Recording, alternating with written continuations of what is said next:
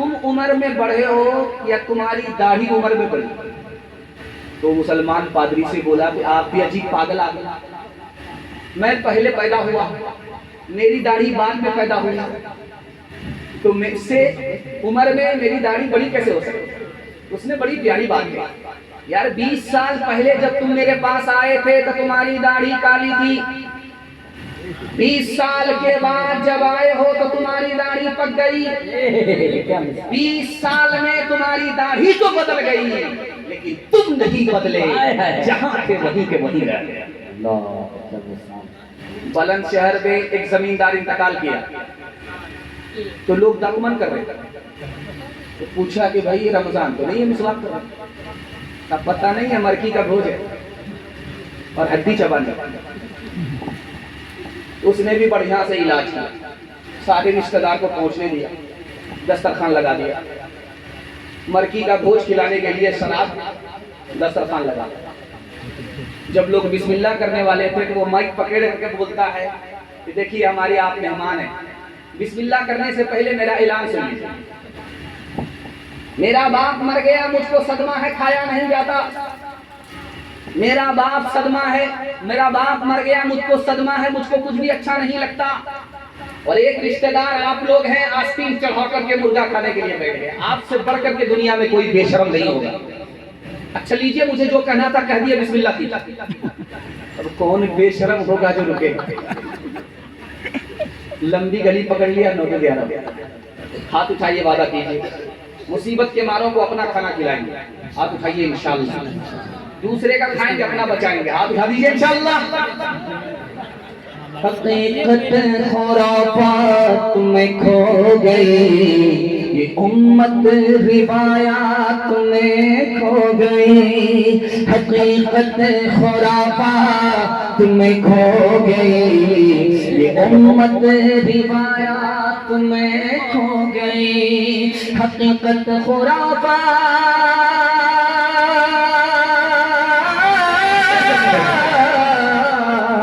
حقیقت خرافات میں کھو گئی، یہ امت روایات میں کھو گئی، بجھی عشق کی آنکھ اندھیر ہے، مسلمان ہی راکھ کا ڈھیر ہے، بجھی عشق کی آنکھ اندھیر ہے، مسلمان ہی راکھ کا ڈھیر ہے۔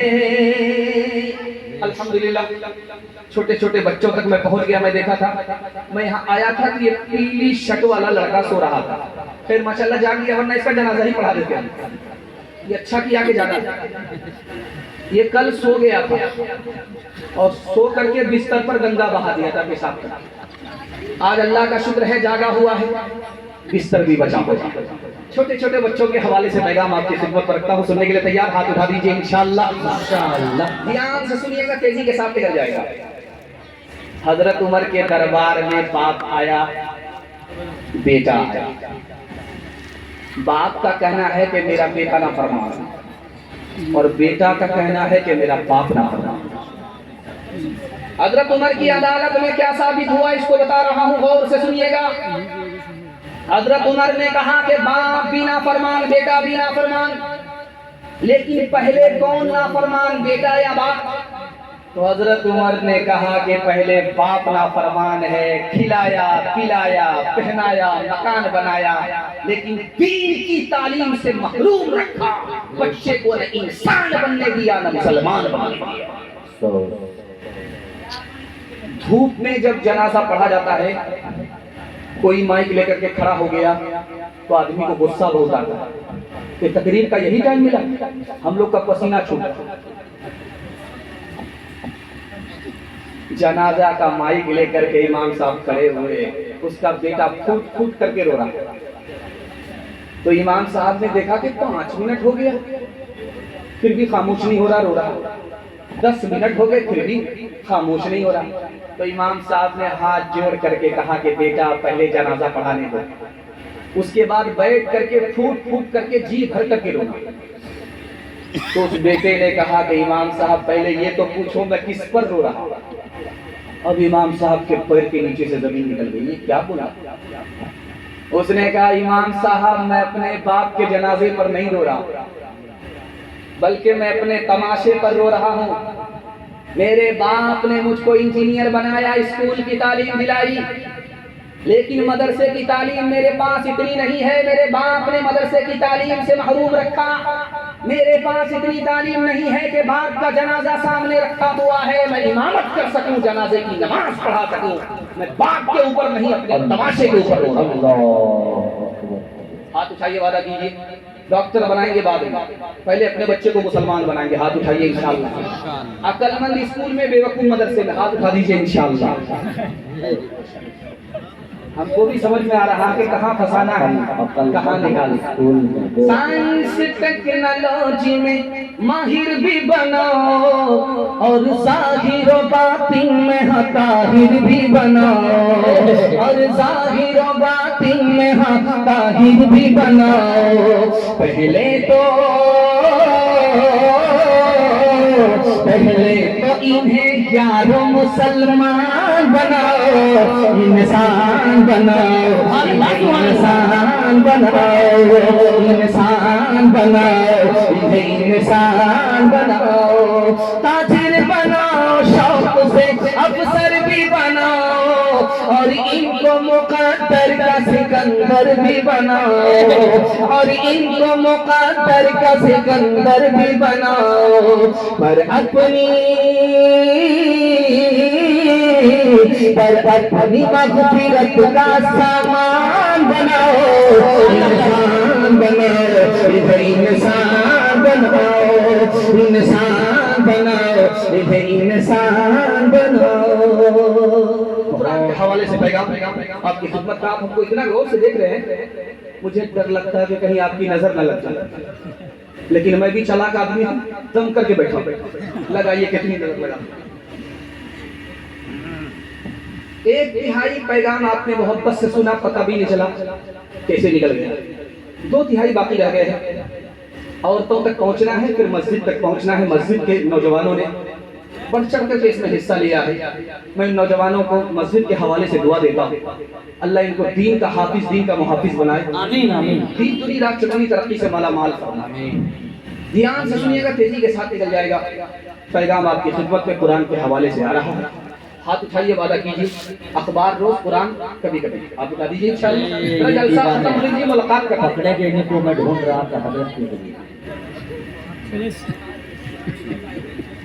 ہمارے یہاں قبرستان اتنا بڑا ہے, جو مردہ جہاں دفن ہوتا ہے 12 سال کے لیے دفن ہو جاتا ہے. لیکن مدینہ میں قبرستان اتنا چھوٹا ہے, مرنے والے اتنے لوگ زیادہ ہیں کہ ہر 6 مہینہ میں پرانی قبر کو کھول کر کے نیا مردہ داخل کر دیا جاتا ہے. ہر 6 مہینے, ہر 6 مہینے میں پرانا مردہ مٹی بن جاتا ہے, اس کا وجود باقی نہیں ہے. لیکن ایک قبر ہے, ہر 6 مہینہ میں اس کو کھولا جاتا ہے, لاش بھی محفوظ, کفن بھی محفوظ. سبحان اللہ, سبحان اللہ, سبحان اللہ, سبحان اللہ. جانتے ہیں وہ کون ہے؟ وہ ہندوستان کے عالم تھے, اسی میرٹھ کے رہنے والے تھے. ان کا نام مولانا بدر عالم میرٹھی تھا. ترجمان السنت کے مصنف تھے. انتقال کر گئے, برسہا برس ہو گئے ہیں ان کو دفن کیے ہوئے. لیکن جب ان کی قبر کو کھولا جاتا ہے تو لاش بھی محفوظ, کفن بھی محفوظ, اس میں دوسرا مردہ ہی جا نہیں جا پاتا. سبحان اللہ, سبحان اللہ. بیٹے کو بلایا گیا, کہا کہ تمہارا باپ کون سا عمل کرتا تھا کہ لاش بھی محفوظ ہے, کفن بھی محفوظ ہے. اس نے کہا کہ میرا باپ جب بوڑھا ہو گیا تو گھٹنے میں درد ہوتا تھا, تو میرے باپ اپنے پیر کو پھیلا لیتے تھے درد کی وجہ سے. لیکن جب کوئی حافظ قرآن بچہ سامنے بیٹھا ہوتا تھا تو اس کے ادب اور احترام میں اپنے پیر کو سمیٹ لیتے تھے. حافظ قرآن کے احترام کا صدقہ ہے کہ برسہا برس ہو گئے دفن کیے ہوئے, لاش بھی محفوظ ہے, کفن بھی محفوظ ہے. سبحان اللہ. رمضان ختم ہو گیا, ایک مسجد میں کمیٹی کے لوگوں نے کہا کہ ایسا حافظ ہونا چاہیے جو 3 دن میں ہم لوگ کو دلی پہنچا. ایک حافظ صاحب آ گئے, انہوں نے کہا کہ میرے پیچھے آنکھ بند کر کے آپ لوگ کھڑے ہو جائیے گا، راجدھانی کی طرح ہم آپ کو دلی پہنچا دیں۔ 3 دن میں قرآن ختم ہو گیا، تراویح ختم ہو گئی۔ حافظ صاحب نے کہا مٹھائی بانٹو۔ پیچھے ایک مقتدی تھا، اس کو سورہ یاسین یاد۔ اس نے کہا حافظ صاحب حیرت کی بات ہے، آپ کہہ رہے ہیں قرآن ختم ہو گیا، سورہ یاسین تو آئی نہیں۔ اب اس کو سمجھ میں آ گیا کہ عالمون تعلمون کر کے ہم نے ان کو دلی پہنچایا، ہماری چوری پکڑی جا رہی ہے۔ یہ بھی بڑے ہوشیار تھے، تمام اندھوں میں کانا راجا۔ وہ منطق سے نکلنا چاہتا تھا، اس نے فلسفے سے پھنسایا کہ دیکھیے آپ بالکل صحیح کہہ رہے ہیں، میں نے سورہ یاسین جان بوجھ کر کے چھوڑ دیا۔ سورہ یاسین زندہ پر نہیں پڑھی جاتی ہے، مردہ پر پڑھی جاتی ہے۔ جیسے ہی میں پڑھتا ایک ایک کر کے سب ختم ہو جاتے ہیں، ہم کو جنازہ پڑھانا ہوتا۔ نعت نبی کا حوصلہ قرآن سے ملا، قرآن سے ملا، یہ شوق ہم کو حضرت حسان سے ملا، حسان سے ملا۔ اللہ کے سوا کوئی معبود ہی نہیں، معبود ہی نہیں۔ پہلا پیام یہ ہمیں فاران سے ملا، فاران سے ملا۔ یاسین سے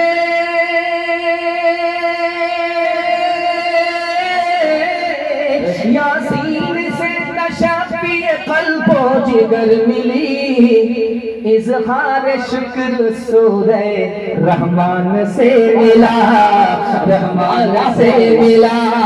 اظہار شکر سورہ رحمان سے ملا۔ آدھا جلسہ ختم ہو گیا، تھوڑا سا باقی ہے، آپ ایسے بیٹھ گئے، ایسا لگتا ہے کہ دعوت میں آئے تھے، کھانا ختم ہو گیا۔ خیر ماشاءاللہ آپ لوگوں کا حال دیکھ کر کے مجھے ترس آ رہا ہے، آپ کو بالکل بائی پاس لے کر کے جا رہا ہوں۔